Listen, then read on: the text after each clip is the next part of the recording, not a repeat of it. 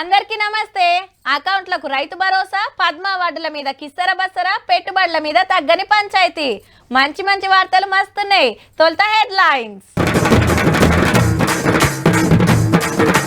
అకౌంట్ల పడుతున్న రైతు భరోసా, పంట భూమి ఎంతున్నా సుత.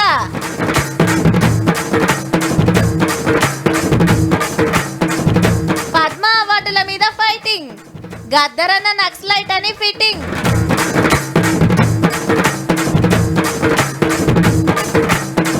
ఏసీబీ దాడుల మీద గుస్సా, సార్లను సతాయిస్తుందట లెస్సా.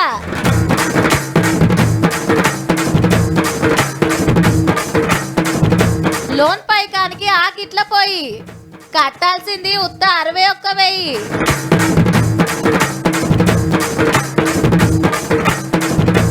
ఢిల్లీలో తెలంగాణ ధూమ్ధాం.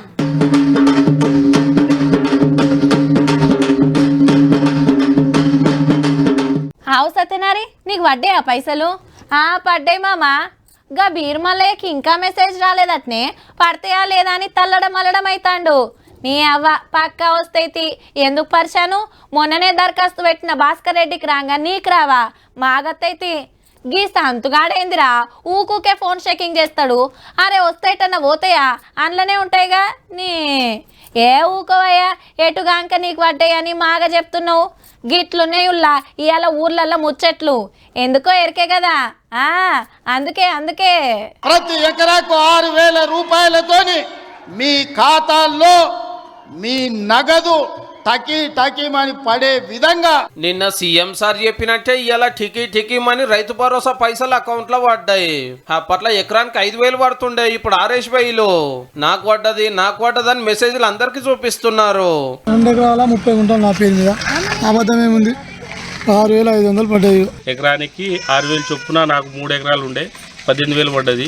ఇంత ముందు 5,000 పడేది. 2 ఎకరాల లోపు అయితే మాకు రైతు భరోసా డబ్బులు పడ్డాయి కాబట్టి నాకు 4 ఎకరాల 23 గుంటల భూమి ఉంటది. 27,450 రూపాయలు అడిగవడం జరిగింది. ఆ గోమాకు ఎకరమే ఉన్నది, నా ఫోన్ కు మెసేజ్ రాలేదని పరిశాన్ కాకుండ్రీ. దీనికో లెక్క ఉంది.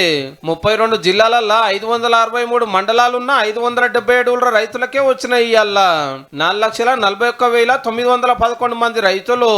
ఎకరాల మీదకెళ్ళి చూస్తే 9,48,000. ఇక పైకం 569 కోట్లు. మండలానికో ఊరును సెలెక్ట్ చేసిండ్రు కదా, ఆగో గాళ్ళ ఫోన్లు మోగినాయి అన్నట్టు. రైతు భరోసా 24,000 రూపాయల అమౌంట్ నాకు గంట క్రితమే నా అకౌంట్ లో జమ కావడం జరిగింది. ఎకరానికి 6,000. ఇక బీఆర్ఎస్ పార్టీకి ఇట్లా అంటుంది. మండలానికి ఒక ఊరికిస్తారట. సేమ్ ఆనా పెళ్ళంటాల చికెన్ సీన్ అదేగా. 12,786 గ్రామ పంచాయతీలు ఉంటే నువ్వు ఇచ్చేది 612 గ్రామాలలో. హీడికే ఆపుతారు, కడమోళ్ళకి ఇయ్యనే ఇయ్యరు అన్నట్టుగానే మాట్లాడబట్టే రామన్న. ఒకళ్ళకి ఇచ్చి ఇంకోళ్ళకి ఇయ్యకుంటే రైతులు ఊకుంటారా? అప్పట్లో ఎకరం ఉన్నోళ్ళకి ఫస్ట్ వేసి అటెంక 2 నెలల దాకా వేసుకుంటా పోతురు. ఇప్పుడేమో తొలుత ఈళ్ళ కాంచెల్ని చాలు చేసి చిన్నగా అందరికి ఇచ్చుకుంటా పోతారట. 2 ఎకరాలు ఉంది, 12,000 పడ్డాయి. గత ప్రభుత్వం 10,000 వచ్చాయి, నాకు 2,000 పెంచి వచ్చినాయి. కోళ్ళ ఫారాలు, ఫంక్షన్ హాల్లు, వెంచర్లు, కాలనీలు, గుట్టలకు బొట్టలకు కాకుండా పంటలేస్తానికి అక్కడికి వచ్చే ఎన్ని ఎకరాలకైనా పెట్టుబడి పైకం వస్తుంది. అట్లనే భూమి జాగాలు లేకుండా ఉపాధి హామీ పనికి ఓతోళ్ళకు కూడా 6,000 అకౌంట్లు వేసుడు సురువయ్యింది. చతిమోళ్ళకు కూడా రప్ప రైతు భరోసా వాడేటట్టు చూడండి సాలరు. ఇప్పటికే ఆలస్యమయ్యింది.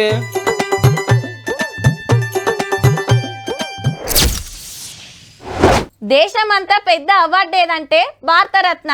140 కోట్ల మందిలో ఒక్కళ్ళకో ఇద్దరికో వస్తే అదే మా భాగ్యం. అటెంక పద్మవిభూషణ్, పద్మభూషణ్, పద్మశ్రీ. తోపు డాక్టర్లు, యాక్టర్లు, ఇంజనీర్లు, లీడర్లు, టీచర్లు, సామాజికవేత్తలు, రచయితలు, కవులు, కళాకారులు, సైంటిస్టులు, ఆటగాళ్ళు, పాటగాళ్ళు, సినిమా డైరెక్టర్లు, పబ్లిక్ అక్కడికొచ్చే పనులు చేసేటోళ్లకు సెంట్రల్ గవర్నమెంట్ ఇస్తుంది. రాష్ట్రాలకెళ్ళి పేర్లు తెప్పించుకొని అందరికెళ్ళి కొందరిని సెలెక్ట్ చేసి 26 జనవరికి ప్రకటిస్తారు. అయితే పద్మ అవార్డుల మీద పంచాయతీ మోపయ్యింది. గదరాన్నకి ఇవ్వాల్సి ఉండే అని స్టేట్ గవర్నమెంట్, బరాబర్ ఇయ్యమని సెంటర్ గవర్నమెంట్. మా రాష్ట్రంలో ఫలానోళ్ళు ఉన్నారు, వాళ్ళకి అవార్డులు ఇవ్వాలని తెలంగాణ సర్కార్ పేర్లు పంపితే అందులో ఒక్కలకు కూడా రాలే. అదే ఆంధ్రాకెళ్ళి 5 పేర్లు పంపితే అందరికి ఇచ్చిండ్రు. గద్దర్ను, చుక్క రామయ్య గారిని, అందశ్రీని, గోరె టెంకన్నను, జయతీర్ తిరుమలరావు గారిని అసలు పరిగణలోకే తీసుకోకపోవడం అనేది ఇది మన తెలంగాణ సమాజానికి కొంత బాధ కలిగించే అంశము. నక్సల్స్ బావాజన గద్దర్ మా కార్యకర్తను హత్య చేయించిండు. మా కార్యకర్తలు చంపిన కార్యకర్తలను పాటలు పాడినటువంటి వ్యక్తి గద్దర్. రానున్న రోజులలో బీజేపీ పాట పాడిన వారు, బీజేపీ వంతు పలికిన వారికే అన్ని వస్తాయని చెప్పినట్టుగా ఉంది. మీరు అనేక మంది పోలీసులను ఎన్కౌంటర్ చేసిన విషయంలో గద్దర్ ఎట్లిస్తాం? ఇలా దళిత ఉద్యమాలకు పట్టుకొమ్మ, ప్రజాస్వామిక ఉద్యమాలకు పట్టుకొమ్మ, సాహిత్య ఉద్యమాలకు ఆయన వెన్నెముకగా ఉన్నాడు. ఈ రాష్ట్రంలో తెలంగాణ ఉద్యమానికి నాయకత్వం వహించిన తను మీకు నక్సల్గా కనపడ్డాడు. నక్సలైట్ లో పనిచేసిన వారికి ఎమ్మెల్యే టికెట్ ఇవ్వచ్చు, మీరు ఎంపీ టికెట్ ఇవ్వచ్చు, వారిని మీ అధ్యక్ష పదవి కోసం పేరు పరిశీలిందా అనుకోవచ్చు. గివన్నెందుకు గద్దరన్న కాలం చేసినాడు. ప్రధానమంత్రి మోడీ సారే ఉత్తరం రాసిండు ఇంటోళ్లకు. గద్దరన్న చాలా గొప్ప కళాకారుడు, తెలంగాణ కోసం మస్తు కొట్లాడిండని తారీఫ్ చేసే పెద్దన్న గురించి పూరగా తెలియకుండానే ప్రధానమంత్రి సార్ ఉత్తరం రాయొచ్చునా? ఇదే మాట పెద్ద సార్కి ఎందుకు చెప్పలేదో మరి. మహానుభావుడు లెక్క పొగుడుతూ ప్రధానమంత్రి గారు లేఖ రాస్తే ప్రధానమంత్రి గారు ఇట్లా నిలబడి మాట్లాడితే ఇట్లా నిలబడి మాట్లాడు. ఇది సరే, తెలంగాణ గవర్నమెంట్ పేర్లు పంపిన కడమూల సంగతి ఏంది? పద్మశ్రీ అవార్డు వచ్చేటువంటి స్థాయి వ్యక్తులను పంపిస్తారు. ఐఐటి అంటే చుక్కరామయ్య, చుక్కరామయ్య అంటే ఐఐటి అని పేరు అయిన పెద్ద మనిషి. జే జే హే తెలంగాణ రాష్ట్ర గీతం రాసినోడు అంజశ్రీ. తెలంగాణ గోసను గొంతెత్తి పాడినోడు గోరెటి వెంకన్న. జానపదం కళాకారుల కోసం తనలాడుతున్నది జయదీర్ తిరుమలరావు సారు. వీళ్ళెవ్వలకు పద్మశ్రీ అవార్డులు వచ్చే స్థాయి లేకుండొచ్చునా? అయినా పద్మ అవార్డులు అంటే పబ్లిక్ ఫాయిదా అయ్యే పనులు చేసిన వాళ్ళకు, రాసిన వాళ్ళకు, ఆడినోళ్లకు, పాడినోళ్ళకి ఇస్తారు గాని మా మీ పార్టీకి నచ్చనోళ్ళకి ఇయ్యమంటే ఎట్లా సారు? అవే మన భారతీయ జనతా పార్టీ అవార్డుల, భారత ప్రభుత్వం అవార్డులు.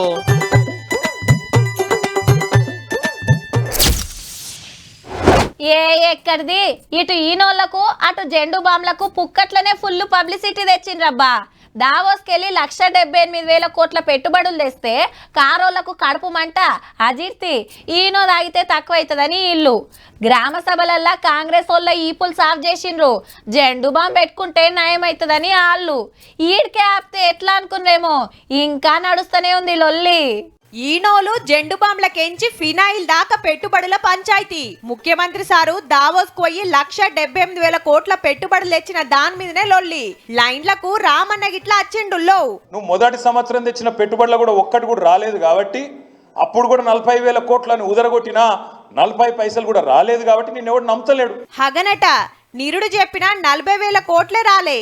అంతా జూటా ముచ్చట అనేది సారు మాట. చేతనైతే ఈ 1,78,000 కోట్లు అనేది అయితే నరుకుతున్నావో, ఎప్పటి లోపల ఇవి ట్రాన్స్లేట్ అయితే, ఎప్పటి లోపల మా పిల్లలకు ఉద్యోగాలు వస్తాయో చేతనైతే చెప్పు అని చెప్పి నేను అడుగుతా ఉన్నాను. బరాబర్ అడగాల్సిందే. కానీ మనం పవర్లున్నప్పుడు పతేడు అదే దావస్కు పోయినాం. సేమ్ గిట్లనే మీటింగ్లు పెట్టినాం, అగ్రిమెంట్లు చేసుకున్నాం. అన్ని వేల కోట్లు వచ్చినాయి, ఇన్ని వేల జాబ్లు వస్తాయి అని చెప్పినాం. మరట్లా వచ్చిన పైకం ఎంత, పెట్టించిన కొలువులెన్నో కూడా చెప్తే బాగుంటే సారు. అది చూసి మన కడుపులో అజీర్తి అయిందట, మనం ఏదో దాగానట. ఈయన ఊర్లల్లా నాటుకోళ్ళని సాత్తుంటారు. సుట్టం వచ్చిందంటే కోడిని కొయ్యాల్సిందే. పండుగలప్పుడు పందెం కోడి దొరికిందంటే పండుగే. మంచిగా బాదం, పిస్తా పప్పులు తిని వెరుగుంటుంది. మసాలా వేసి వండితే రుచికి రుచి, తింటే పైకి బలమని మస్తు కాయ చేస్తారు. పందెంలా గెలిచిన కోడి కంటే ఓడిపోయిన కోళ్ళకే డిమాండ్ ఎక్కువ ఉంటుంది. గీ ముచ్చట దేనికంటే, ఇదెక్కడి కథరు, కోడికి సన్మానం చేస్తున్నారు. దండేసి సాల్వా కప్పుతుంటే మస్తు మురుస్తున్నట్టుంది పో. ఇక ఇప్పుడు అన్నకు కూడా అంటల బాదం పప్పు పెడితే మంచిగా బుక్కుతుంది. కోర్టులు అర్రాసైనందుకు కోడికి, కొన్నందుకు ఈయనకు సన్మానం చేసిండ్రు. హైదరాబాద్ అత్తాపూర్ ఏరియాల సంక్రాంతికి కోళ్ల పందాల్లో దొరికిరట కొందరు. కోర్టుకు తీసుకపోతే పందెం కాసిన వాళ్ళకు జుర్మానా వేసిండట జడ్జి సారు. మరి కోడిని ఏం చేయాలని అడిగితే అర్రాసు పెట్టువన్నాడట. ఇక కోర్టులనే పాట చాలైంది. 300 రూపాయలకు సురువు అయితే 15 మంది పోటీ పడితే సవాల్ మీద నడిచి గీ అన్న 2,300కు తీన్ బార్ చేసుకున్నాడు. తెలంగాణ బార్ల సంఘానికి పెబ్బనట. నేను దీన్ని అలాగే మా ఫామ్ హౌస్ ఉంది, ఫామ్ హౌస్ లో మళ్ళీ ఎవరైనా తీసుకెళ్లి దీన్ని కోసుకొని తింటారేమనే ఉద్దేశంతో నేనే తీసుకొని మా ఫామ్ హౌస్ లో. పందెం కోడి అంటే ఊసుకో అంటే కొట్లాటకు, కాదంటే కోసుక తింటానికే. కానీ కోడి పానం కాపాడాలని 2,000 ఖర్చు పెట్టి కొనడంటే సూపర్ పో. అమ్మయ్య కత్తికి చిక్కకుండా తప్పించుకున్నా అని కోడి మురుస్తుంటే దీని బూర్వీకి చారుగాయకుంటాయారా అని అర్రాసుల పోటీ పడ్డోళ్ళు ఎంత ఫీల్ అవుతున్నారో పో.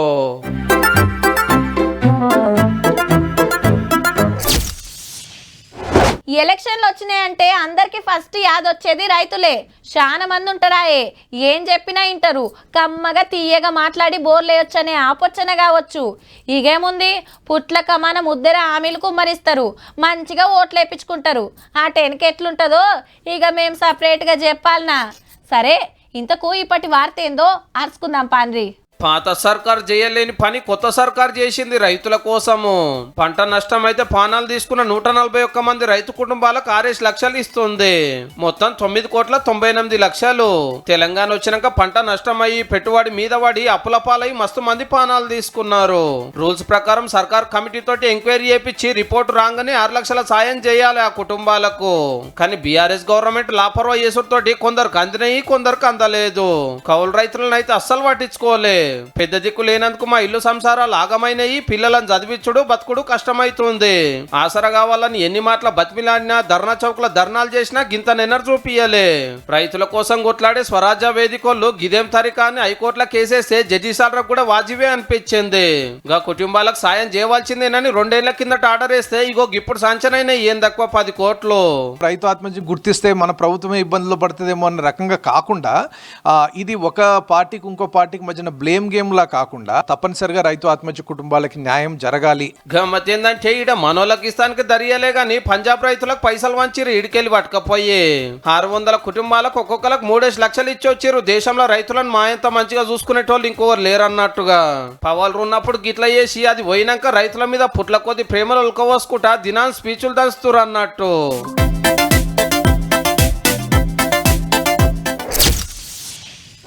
20,000 లంచం తీసుకుంటూ పట్టుబడిన జూనియర్ అసిస్టెంట్, 10,000 లంచం పుచ్చుకుంటూ ఏసీబీకి చిక్కిన సీనియర్ అసిస్టెంట్, ₹1,00,000 లంచం తీసుకుంటూ దొరికిన తహసీల్దార్, మళ్ళీ ఏసీబీకి చిక్కిన ఏవో.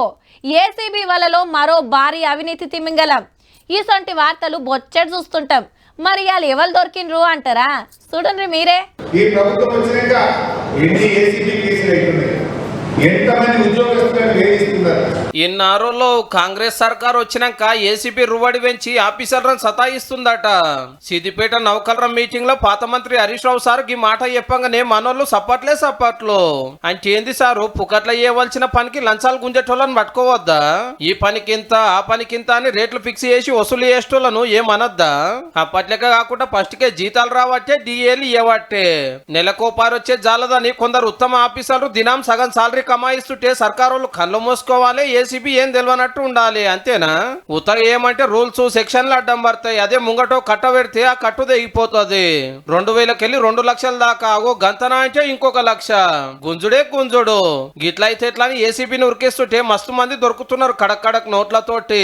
కెమికల్ బాటిల్ ఏళ్ళు ముంచితే చాలు పక్క గులాబీ రంగులకు మారుడే. ఎంబటే ఇంటికి పోయి పునుకులాడితే కిల్లల కమానం బంగారం, కోట్ల కమానం భూములు, జాగలు, బంగ్లాలు. అందరు ఇట్లనే ఉంటారని కాదు, కొందరు చేయవాటికే సర్కారు ఉద్యోగులు అంటేనే గిట్లా అనే చెడు పేరు రావట్టే. మా పార్టీని గెలిపిస్తే ఏసీబీని ఎత్తేస్తామని బీఆర్ఎస్ పార్టీ తరఫున వచ్చే ఎలక్షన్లో హామీ ఇస్తారా ఎట్లా?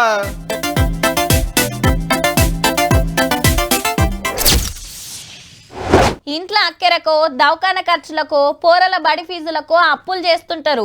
3 చొప్పున 5, 10 చొప్పున సుతా తీసుకుంటప్పుడు మంచిగానే ఉంటది, అక్కెరెళ్తుంది. ఇక కట్టేటప్పుడు ఉంటది అస్సలు కథ. పాపం పెరిగినట్టు పెరుగుతుంటది మిత్తి. నిమ్మలంగా కడితే మాయతిగాని లాపర్వా చేస్తే అస్సలు కంటే కొసరే ఎక్కువైతుంది. మళ్ళా ఊకుకే ఇంటి మీదకి వస్తుంటారు. అదే బ్యాంకులో లోన్ తీసుకున్నారనుకో జరంత తక్కువ మిత్తి పడుతుంది, ఆలస్యమైనా ఏం కాదనుకుంటారు. ఇక ముచ్చటేందంటే పొయ్యి పెట్టిండ్రు, కట్టలేసిండ్రు, ఇక అగ్గిపుల్ల గీకుడే ఆల్చం. ఇంటి ముంగట మంటెందుకో గీసారే చెప్తాడు ఇనుండ్రి. వీళ్ళు 28 తారీఖు లోపల 51 కట్టాలి, ఇప్పుడు 10,000 కట్టాలి. ఇది బ్యాంకోళ్ళు గింత ఇగ్రం తోటి లోన్ పైకం వసూలు చేస్తుర్రన్నట్టు. జనగాం జిల్లా పెద్దతండాల గీ ఇల్లుగలక్క మహిళా సంఘం తరపున అప్పు తీసుకొని కట్టుడు ఆల్చమైనందుకు ఇంటి ముంగటకు వచ్చిండ్రు. పైసలు కడతారా ఈయన్నే వండుక దినాలు నాని గిట్లా జబర్దస్త్ చేసిండ్రు. అదిగిన ఉత్త 61,000కే. ఒకవేళ కట్టకపోతే మళ్ళా సెర్ప్ డిపార్ట్మెంట్ వాళ్ళందరూ వచ్చి ఇక్కడ కూర్చుంటూ వసూలు. ఆఖరికి ఏమైందో గాని కోట్ల రూపాయలు లోన్లు తీసుకొని ఎగ్గొట్టినోళ్ళ ఇండ్ల ముంగట గిట్లనే పొయ్యి పెట్టే ధైర్యం ఉన్నదా సారు మీకు? పాపం ఎల్లకనో గట్టనందుకు ఇంటికొచ్చి ఇజ్జత్ తీస్తారు. గరీబోళ్ళంటే అలకగా దొరికినారు. సూటు బూట వేసుకొని కమ్మగా తీయగా మాట్లాడి 1,000 కోట్లు ముంచటోళ్ళ పేర్లు చెప్తానికే గజ్జు మనటోళ్ళు మామూలు పబ్లిక్ మీద గిట్ల రుబాబ్ చూపిస్తారన్నట్టు.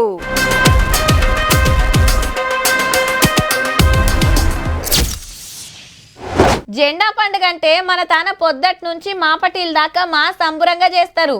అంతకు మున్పు 6 దినాల సంధి స్కూళ్ళు కాలేజీలల్లో పోరలకు ఆటల పోటీలు పాటల పోటీలు పెట్టి ఆ రోజు ప్రైజులు చేతిలో పెడతారు. దేశభక్తి గీతాలకు డ్యాన్సులు ఇరగదీస్తారు పోరలు. అయితే దేశ రాజధానిలో మాత్రం ప్రతి ఏడు పెద్ద జాతరనే నడుస్తుంది. మరిగా సంబురాలు మనం సుతా చూడాలి కదా. చలో ఢిల్లీ.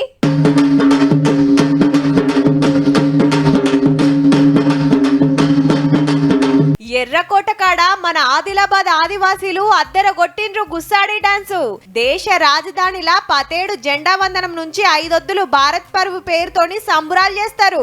రిపబ్లిక్ డే పరేడ్ కు అన్ని రాష్ట్రాల నుంచి వచ్చిన శకటాలు వంటకాలు రుచి చూపిస్తారు. హగో మన తెలంగాణ శకటం చూడురి ఎంత ముద్దుగున్నదో. ముంగట గుర్రం మీద కత్తి పట్టుకొని రాణి రుద్రమ్మదేవి, ఇటు యునెస్కో గుర్తించిన రామప్ప గుడి, పక్కకే పేరిని నృత్యం చేస్తున్న కళాకారులు, అటు పడసోల కోసానికి సర్కార్ పెట్టిన స్కిల్ సెంటర్.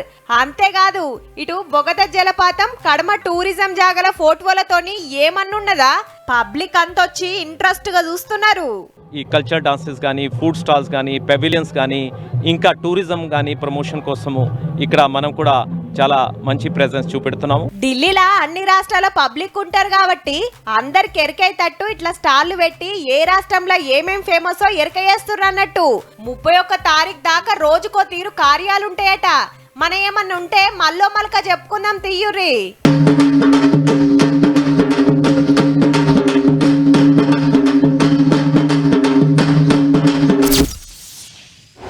లీటర్ పెట్రోల్ 107 రూపాయలు, డీజిల్ 95 రూపాయల చిల్లర నడుస్తుంది. 100 దాటినాక జరంత నిమ్మల పడ్డది కానీ సెంచరీ కొడతానికి మస్తు రువడి చూపించింది. 100 రూపాయల పెట్రోల్ ఓపిస్తే ఆఫీస్కి పోయొచ్చే వరకే ఆవిరి కాబట్టే దినాం గంతగానం ఏం పెడతామని బండ్లు ఇంటికాడ పెట్టి బస్సులు మెట్రోలకు పోతురు చాలా మంది. పెట్రోల్ కాకుండా నీళ్లతో నడిస్తే బాగుండే అని చాలా మంది అనుకునే ఉంటారు కదా. అగో జరంత అటు ఇటుగా గదే నియంగా పోతుంది. అరే చెత్త గట్ల వారెత్తారు, నీ గిడ ప్లాస్టిక్ గిన పడేసి పాడయ్యారు. పారేయకుండా బంగారం లెక్క ఇంట్లో దాచుకుంటారా అంటురులే. రేపు బంగారమే అవుతుందేమో, ఎందుకంటే పెట్రోల్ తయారు చేస్తాండ్రు. హౌ దక్షిణ కొరియా దేశంలో సక్సెస్ అయిందట. బండిలో పోతే రైజును ఉరికిందట కూడా. చెత్తతోటి ప్లాస్టిక్ తోటి వాతావరణం ఖరాబ్ అవుతుంది, ఏం చేస్తే బాగుంటుందని నెత్తెంటికెళ్ళి తెల్లబడ్డ సైంటిస్టులు ఏళ్ల కమానం ప్రయోగాలు చేస్తే పెట్రోల్ తయారైందని మురుసుకుంటా సాటింపేసిండ్రు. ఇప్పుడు చాలా మటుకు ఎడారి దేశాలు బాయిలకెళ్ళి దోవుడు బయట దేశాలకు సప్లై చేసి నడుస్తుంది. దేశాలు దాటొచ్చే వరకు ఆడ చారణకు దొరుకుతీడ రూపాయి కాబట్టి ఎన్నో ఎందుకు మనకన్నే తీసుకోరాదుర్రి. లీటర్ 107 రూపాయలు. అప్పట్లో 120 దాకా ఉరికే మీటరు. రేపటి నాడు ఎట్లుండేది తెలియదు. ఇంకో దిక్కు అరబ్ దేశాల సుత చిన్నగా అడుక్కుపోయిందట. దినామిన్ని కార్లు బండ్లు పెరగబట్టే డిమాండ్ ఇంకింత పెరిగినా అంటే బండి కొనుడేమో కానీ అలా సమ్మర్ పోసుడే తిప్పలయ్యేటట్టుంది. 17 దునియాలో 40 కోట్ల టన్నుల ప్లాస్టిక్ చెత్త మోపైతుంది. అదంతా కాల పెడితే గాలి ఇంకింత గలీజు. ఇక ఇప్పుడు ఈ ప్రయోగం సక్సెస్ అయింది కాబట్టి ట్యాంకుల పెట్రోల్ డీజిల్ తయారు చేసుకోవచ్చు. ఈ టెక్నాలజీ మనకాడిగిన జప్పునొస్తే బాగుండు అనిపిస్తుందిలే. హచ్చనా అంటే రోడ్ల మీద ఉన్న చెత్త ఏరుకొచ్చి ఇంట్లో దాచుకునే కథ అయితుండొచ్చు పో.